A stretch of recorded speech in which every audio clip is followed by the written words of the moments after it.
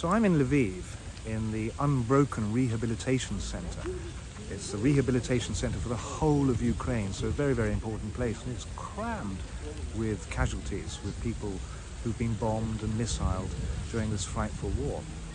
I'm over here with a team who's specializing in bringing new medical innovations into Ukraine to help them. And one of these new innovations that we've got is a soft prosthetic. And this is terribly important for amputees. No one really knows, but there's something like 7,000 to 20,000 amputees in Ukraine at the moment. So this is a vast number, and these people are suffering dreadfully from the trauma mentally and physically of losing a limb. Let me give you an example of what the reality of the back end of war is like. It's us going into wards full of amputees and seeing someone like a builder who has no arms, or a farmer who's got no legs.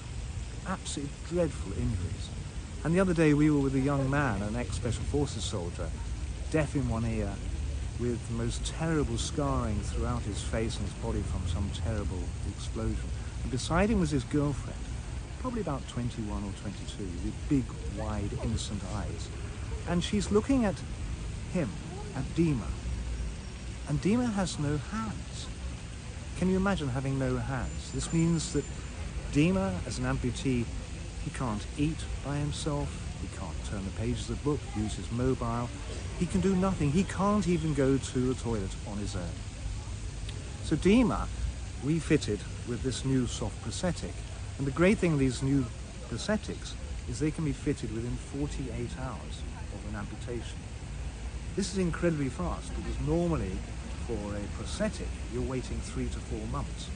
So this prosthetic can be fitted very, very quickly, and in the case of Dima, from being completely helpless, within an hour and a half he was able to write his name, able to write Slava Ukrainia, glory to Ukraine, able to feed himself, able to go to the loo on his own, and able, within that hour and a half, to walk out with his girlfriend, carrying a couple of plastic bags with the few possessions he had.